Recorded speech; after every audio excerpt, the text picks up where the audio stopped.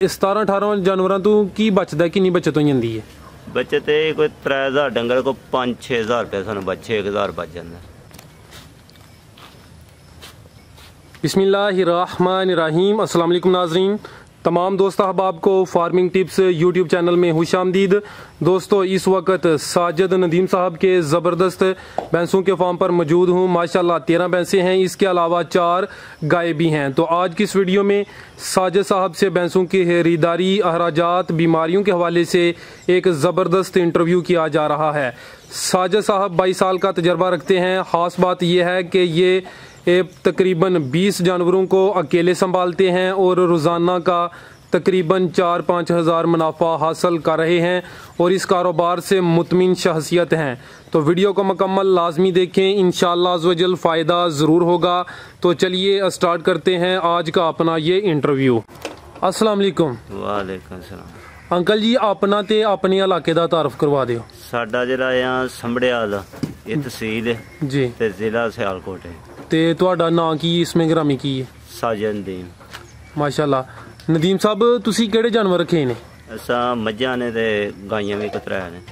ज्यादा मज्झां ने? ज्यादा मज्झां। किन्ने साल हो गए ने जानवर रखे?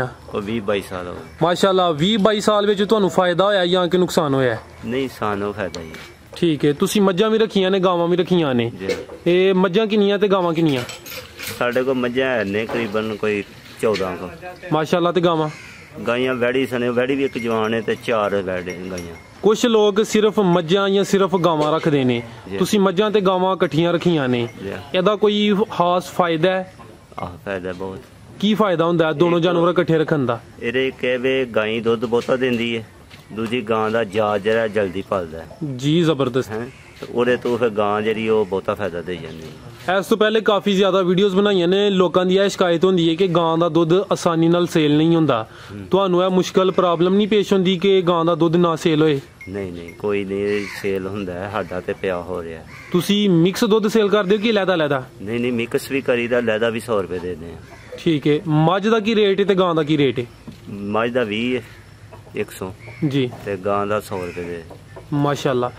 ਇਹ ਦੱਸੋ, ਦੁੱਧ ਦੋਧੀ ਨੂੰ ਦਿੰਦੇ ਹੋ ਜਾਂ ਕਿ ਘਰਾਂ 'ਚ ਦਿੰਦੇ ਹੋ? ਨਹੀਂ ਨਹੀਂ, ਅਸੀਂ ਆਪ ਖੜ ਕੇ ਸ਼ਹਿਰ ਕਰਾਂਗੇ। ਮਾਸ਼ਾਅੱਲਾ ਜ਼ਬਰਦਸਤ।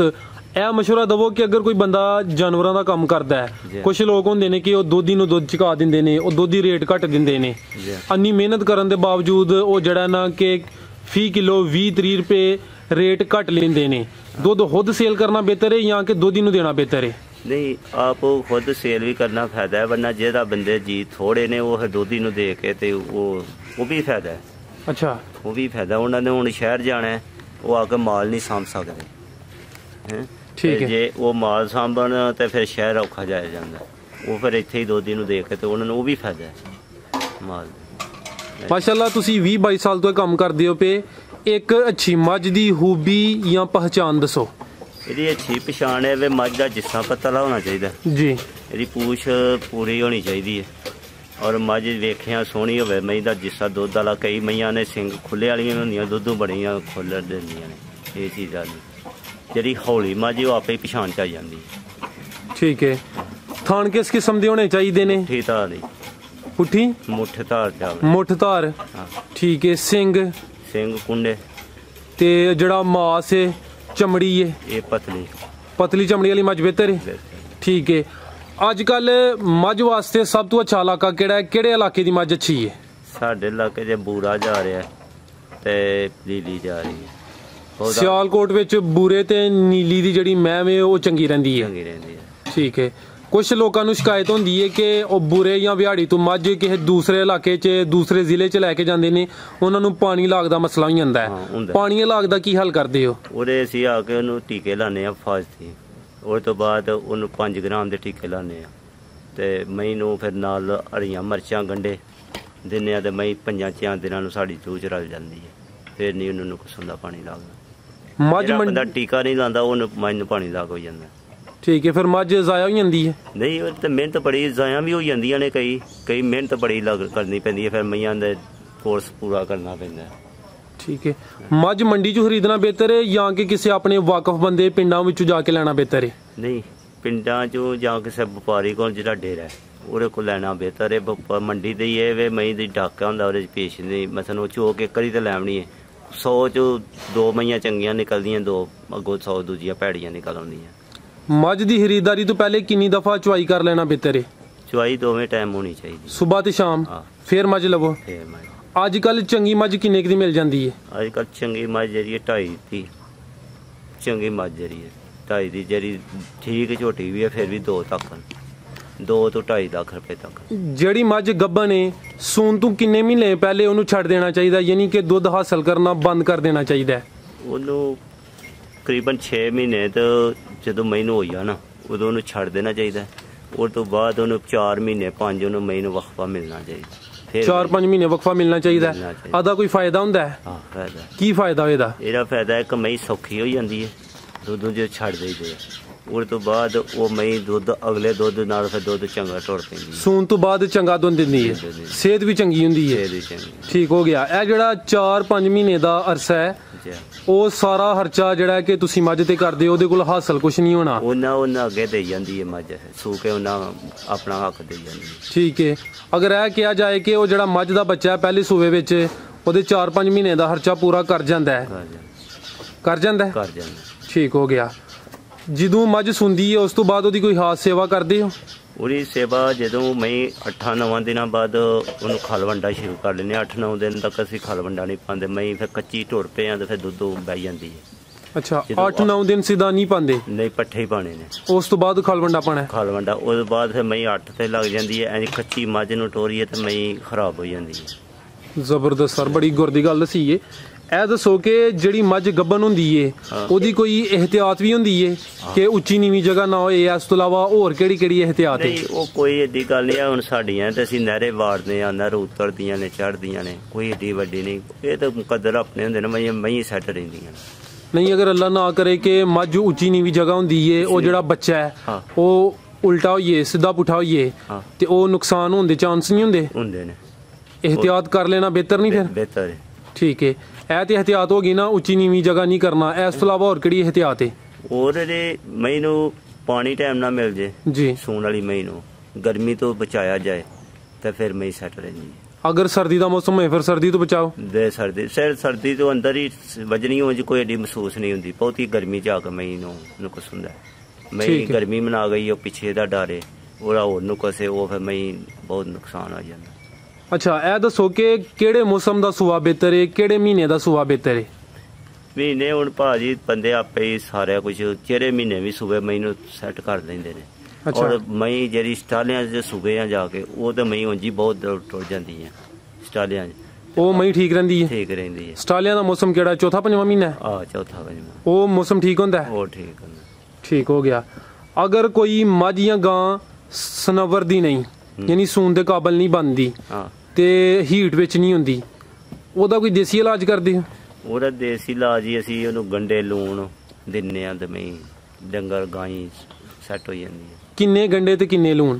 ਇਹ 2 ਦਿਨ ਅਸੀਂ ਉਹਨੂੰ ਕੋ 2-2 ਮੁੱਠਾਂ ਦੇਣੇ ਨੇ। ਠੀਕ ਹੈ।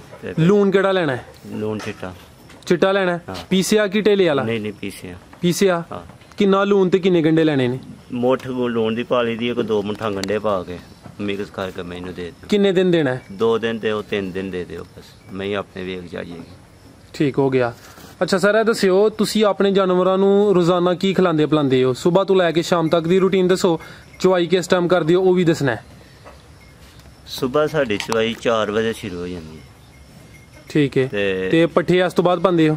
ਪੱਠੇ ਸਵੇਰੇ ਜਿਹੜਾ ਨਾਲ ਹੀ ਅਸੀਂ ਤੂੜੀ ਤੇ ਨਾਲ ਵੰਡ ਪਾਉਂਦੇ ਹਾਂ ਜੀ, ਉਸੇ ਵੇਲੇ ਨਾਲ ਮਈਆਂ ਵਿੱਚ ਹੋਈ ਜਾਣੀ ਹੈ। ਇਸ ਵੇਲੇ ਅਸੀਂ 4 ਵਜੇ ਮਾਰ ਲਿਆਉਂਦੇ ਹਾਂ, ਨਹਿਰੇ ਵੱਜਾ ਹੁੰਦਾ ਨਾਲ, ਉੱਥੋਂ ਅਸੀਂ ਝੱਟ ਖੋਲ ਕੇ ਠੰਡੀਆਂ ਠੰਡੀਆਂ ਹੁੰਦੀਆਂ 4 ਵਜੇ ਜਵਾਰ ਪਾਉਂਦੇ। ਉਸ ਤੋਂ ਬਾਅਦ ਹੁਣ ਫਿਰ ਅਸਾਂ ਵੰਡਾ ਪਾਉਣਾ, ਚੋ ਚਾਹ ਕੇ ਮਈਆਂ ਤਸੱਲਾ ਕਰ ਲੈਣੀ ਹੈ। ਫਿਰ ਉਸ ਤੋਂ ਬਾਅਦ ਜਿਹੜੀਆਂ ਦੁੱਧ ਵਾਲੀਆਂ ਉਹਨਾਂ ਨੂੰ ਵੰਡਾ ਪਾਉਣਾ। ਇੱਕ ਟਾਈਮ ਤੁਸੀਂ ਤੂੜੀ ਵੰਡਾ ਪਾਉਂਦੇ ਹੋ? ਹਾਂ। ਦੂਸਰੇ ਟਾਈਮ ਸਬਜ਼ ਚਾਰਾ ਤੇ ਵੰਡਾ? ਇੱਕ ਜਾਨਵਰ ਰੋਜ਼ਾਨਾ ਦਾ ਕਿੰਨੀ ਤੂੜੀ ਖਾਈ ਜਾਂਦਾ ਹੈ? ਜੇ ਤੇ ਖੁੱਲੀ ਵੰਡਾ ਨਾ ਪਏ ਤੇ ਉਹਦਾ ਮਨ ਵੀ ਖਾ ਜਾਂਦਾ। ਉਂਝ ਆਵੇ ਵੀ ਇਹ ਕੋਈ 5-10 ਸਿਰ ਵੰਡੇ ਨਾ ਖਾਂਦਾ ਤੂੜੀ। ਤੇ ਸਬਜ਼ ਚਾਰਾ ਕਿੰਨਾ? ਉਹ ਕਰੀਬਨ ਡੰਗਰਾਂ ਦੇ ਹਿਸਾਬ ਦੇ ਖਾ ਜਾਂਦਾ, ਕੋਈ 20-25 ਸਿਰ। 20-25 ਕਿਲੋ ਸਬਜ਼ ਚਾਰਾ, 5-10 ਕਿਲੋ ਤੂੜੀ। ਤੇ ਦੁੱਧ ਦੇਣ ਵਾਲੇ ਜਾਨਵਰ ਨੂੰ ਰੋਜ਼ਾਨਾ ਦਾ ਕਿੰਨਾ ਵੰਡਾ ਖਿਲਾਉਂਦੇ ਹੋ? ਕਰੀਬਨ ਪਾਈ ਛੜੀ ਦਾ 4 ਤੋਂ 5 ਕਿਲੋ। ਇਹ 2 ਟਾਈਮ ਦਾ? 2 ਟਾਈਮ। ਠੀਕ ਹੈ।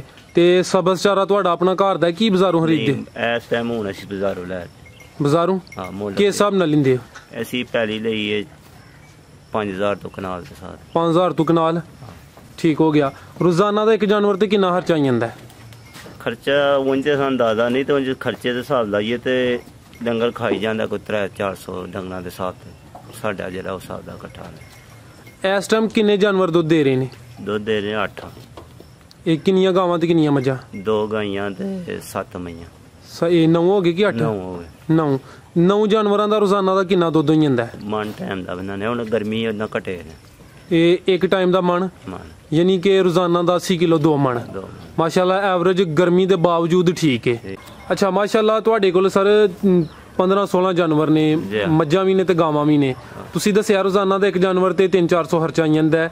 ਇਹ 9 ਜਾਨਵਰ ਦੁੱਧ ਦੇ ਰਹੇ ਨੇ, ਰੋਜ਼ਾਨਾ ਦਾ 80 ਜਿਹੜਾ ਕਿਲੋ ਵੇ ਦੁੱਧ ਹੋ ਜਾਂਦਾ ਹੈ। ਤੇ ਤੁਹਾਨੂੰ ਰੋਜ਼ਾਨਾ ਦਾ 17-18 ਜਾਨਵਰਾਂ ਤੋਂ ਕੀ ਬਚਦਾ, ਕਿੰਨੀ ਬਚਤ ਹੋ ਜਾਂਦੀ ਹੈ? ਬੱਚਤ ਇਹ ਕੋਈ 3000 ਡੰਗਰ ਕੋ 5-6000 ਰੁਪਏ ਸਾਨੂੰ 6000 ਬਚ ਜਾਂਦਾ। ਇਹ 6000 ਬਚਤ ਹੋ ਜਾਂਦੀ ਹੈ? ਠੀਕ ਹੈ ਮਾਸ਼ਾਅੱਲਾ। ਇਹ ਦੱਸੋ ਜਾਨਵਰਾਂ ਨੂੰ ਜ਼ਿਆਦਾਤਰ ਕਿਹੜੀ ਬਿਮਾਰੀ ਹੁੰਦੀ ਹੈ? ਬਹੁਤ ਹੀ ਅਸਲ ਹੈ ਬੁਖਾਰ ਦਾ, ਨੁਕਸੇ ਮੋਕਰ ਦਾ ਤੇ ਘੱਟ ਹੁੰਦਾ ਹੈ। ਬੁਖਾਰ ਹੀ ਬਹੁਤ ਹੈ, ਮੌਸਮ ਦੇ ਹਿਸਾਬ ਤੇ ਆ ਰਿਹਾ ਹੈ। ਗਰਮੀ ਚ ਬੁਖਾਰ ਹੁੰਦਾ ਹੈ? ਬੁਖਾਰ ਦਾ ਟੀਕਾ ਹੀ ਲਗਵਾਉਂਦੇ ਹੋ ਕਿ ਕੋਈ ਦੇਸੀ ਇਲਾਜ ਵੀ ਕਰਦੇ ਹੋ? ਨਹੀਂ, ਅਸੀਂ ਟੀਕਾ ਪਏ ਵੀ ਲਵਾਉਂਦੇ ਹਾਂ, ਨਾਲ ਅਸੀਂ ਆਪਣਾ ਦੇਸੀ ਇਲਾਜ ਵੀ ਕਰਦੇ। ਟੀਕਾ 5 ਗ੍ਰਾਮ ਦਾ? ਨਹੀਂ, ਬੁਖਾਰ ਦਾ ਵੀ। ਠੀਕ ਹੈ। 5 ਗ੍ਰਾਮ ਦਾ ਟੀਕਾ ਕਿਹੜੇ ਮਕਸਦ ਵਾਸਤੇ ਹੁੰਦਾ ਹੈ? ਉਹ ਇਸ ਵਾਸਤੇ ਹੁੰਦਾ ਵੀ ਡੰਗਰ ਨੂੰ ਕੋਈ ਚਕੂਰਿਆ ਜਾਏ ਜਾਂ ਮਸਨ ਅੱਗੇ ਪਿੱਛੇ ਤੋਂ ਨਾ ਹੋਵੇ, ਉਹਦੇ ਤਾਕਤ ਚ ਡੰਗਰ ਰਹੇ। ਠੀਕ ਹੈ। ਤੇ ਦੇਸੀ ਇਲਾਜ ਕੀ ਕਰਦੇ ਹੋ? ਦੇਸੀ ਗੰਢੇ, ਜਵੈਣ, ਸੌਂਗ, ਜਿਹਨੂੰ ਬੁਖਾਰ ਹੋਇਆ ਹੋਵੇ ਉਹ ਮਿਲਾ ਕੇ ਨਾਲ ਲੂਣ ਪਾ ਕੇ ਤੇ ਉਹ ਦੇਈਦਾ। ਠੀਕ ਹੈ।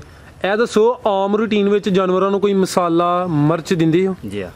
ਕਿੰਨੇ ਦਿਨ ਬਾਅਦ ਦਿੰਦੇ ਹੋ ਤੇ ਕਿਹੜੀ ਚੀਜ਼ ਦਿੰਦੇ ਹੋ? ਉਹ ਅਸੀਂ 15 ਦਿਨੀ ਗੰਢੇ ਤੇ ਮਿਰਚਾਂ ਦਿੰਦੇ ਇੱਕ ਵਾਰੀ। ਮਿਰਚਾਂ ਕਿਹੜੀਆਂ? ਹਰੀਆਂ। ਅੱਛਾ। ਤੇ ਇਹ 15 ਦਿਨਾਂ ਦੇ ਵਿੱਚ ਹੀ ਇੱਕ ਵਾਰੀ ਅਸੀਂ ਇਹਨਾਂ ਨੂੰ ਲਾਲ ਮਿਰਚ ਦਾਦਰ ਨਹੀਂ ਜਿਹੜੀ ਹੁੰਦੀ ਉਹ, ਤੇ ਨਾਲ ਕਦੀ ਹੁਣ ਮੌਸਮ ਨਾਲ ਅਸੀਂ ਤੇਲ ਪਾਉਂਦੇ ਹਾਂ, ਜਦੋਂ ਸਿਆਲ ਆ ਜਦੋਂ ਘਿਓ ਦਿੰਦੇ ਆ ਨਾਲ ਦਾਲ ਦਾ। ਠੀਕ ਹੋ ਗਿਆ। ਤੇ 20 ਜਾਨਵਰਾਂ ਨੂੰ ਕਿੰਨੇ ਬੰਦੇ ਸੰਭਾਲਦੇ ਹੋ? ਅਸੀਂ ਇਹ 2 ਬੰਦੇ। 2 ਬੰਦੇ? ਕੋਈ ਮੁਲਾਜ਼ਮ ਹੈ ਕਿ ਆਪ ਹੀ? ਨਹੀਂ, ਆਪੇ। ਮੁਲਾਜ਼ਮ ਕੋਈ ਨਹੀਂ ਰੱਖਿਆ? ਠੀਕ ਹੈ। ਇਹ ਦੱਸੋ ਤੁਹਾਡੇ ਕੰਮ ਵਿੱਚ ਕੋਈ ਮਸਾਇਲ ਵੀ ਹੈ ਨੇ? ਮਸਾਇਲ ਇਹ ਜ਼ਿਮੀਦਾਰ ਹੈ ਇਹ ਸਾਡੇ ਨਾਲ। ਅੱਛਾ। ਜ਼ਿਮੀਦਾਰ ਹੈ ਨਾਲ, ਪੈੜੀ ਕੋ 20 ਕਿੱਲੇ ਮੁੰਜੀ ਦੇ ਵੀ, ਉਹ ਵੀ ਨਾਲ ਸਾਹਮਣੇ। ਠੀਕ ਹੈ। ਤੁਹਾਨੂੰ ਕਿਤੇ ਕੋਈ ਚਾਰੇ ਵਗੈਰਾ ਦਾ ਮਸਲਾ ਆਇਆ ਹੋਏ ਕਿ ਚਾਰਾ ਨਾ ਮਿਲਦਾ ਹੋਏ, ਇਸ ਤੋਂ ਇਲਾਵਾ ਹੋਰ ਕਿਹੜੇ ਮਸਾਇਲ ਨੇ ਜਿਹੜੇ ਤੁਹਾਨੂੰ ਪੇਸ਼ ਹੁੰਦੇ ਨੇ? ਇਹ ਵੀ ਕਿ ਸਾਨੂੰ ਪੱਠੇ ਨਾ ਲੱਭਣ ਤੇ ਅਸੀਂ ਮੁੰਜੀ ਦਾ ਝਾੜਾ ਵੱਢ ਕੇ ਆਪਣਾ ਪਾ ਲੈਂਦੇ ਹਾਂ। ਅੱਛਾ। ਉਹ ਕੋਈ ਏਡੀ ਗੱਲ ਨਹੀਂ, ਉਹ ਅਸੀਂ ਵੱਢ ਲੈਂਦੇ, ਸਾਡਾ ਆਪਣਾ। ਔਰ ਮੁੱਲ ਵੀ ਲੱਭ ਜਾਂਦਾ, ਜਿੰਨਾ ਮਰਜ਼ੀ ਲੈ ਲਓ। ਅੰਕਲ ਜੀ, ਅਗਰ ਕੋਈ ਬੰਦਾ ਕੰਮ ਸ਼ੁਰੂ ਕਰਨਾ ਚਾਹੁੰਦਾ ਹੈ, ਸਜਰੀਆਂ ਮੱਝਾਂ ਤੋਂ ਸ਼ੁਰੂ ਕਰੇ, ਫੰਡਰ ਮੱਝਾਂ ਲੈ ਜਾਂ ਕਿ ਗੱਬਨ ਲੈ? ਨਹੀਂ, ਇਹ ਆਪਣੇ ਸਮਾਏ ਦੀ ਗੱਲ ਹੈ। ਜਿਸੇ ਕੋਲ ਪੈਸਾ ਹੈ ਉਹ ਤਾਜ਼ੀਆਂ ਲੈ ਲੇ ਤੇ ਉਹ ਸੇਰੇ ਕਮਾਈ ਹੈ। ਜੇ ਖੰਗੜ ਲੈ ਲੇਗਾ ਤੇ ਉਹਨਾਂ ਨੂੰ ਸਾਂਭੇਗਾ ਤੇ ਉਹ ਡਬਲ ਕਮਾਈ ਮਿਲ ਸਕਦੀ ਹੈ। ਠੀਕ ਹੈ। ਮਿਲ ਸਕਦੀ ਹੈ। ਕੁਛ ਲੋਕ ਹੁੰਦੇ ਨੇ ਮਿਕਸ ਹੀ ਲੈ ਲੈਂਦੇ ਨੇ, ਸਜਰੀਆਂ ਵੀ ਲੈ ਲੈਂਦੇ ਨੇ, ਕੁਛ ਗੱਬਨ ਵੀ ਤੇ ਫੰਡਰ ਵੀ। ਉਹ ਬਿਹਤਰ ਹੈ? ਉਹ ਬਿਹਤਰ ਹੈ। ਠੀਕ ਹੈ ਜੀ ਅੰਕਲ ਜੀ, ਬਹੁਤ ਸ਼ੁਕਰੀਆ ਜਨਾਬ, ਤੁਸੀਂ ਬੜੀਆਂ ਅਹਿਮ ਤੇ ਕੀਮਤੀ ਗੱਲਾਂ ਦਸੀਆਂ ਨੇ। ਬਹੁਤ ਸ਼ੁਕਰੀਆ। ਅੱਲਾ ਹਾਫਿਜ਼।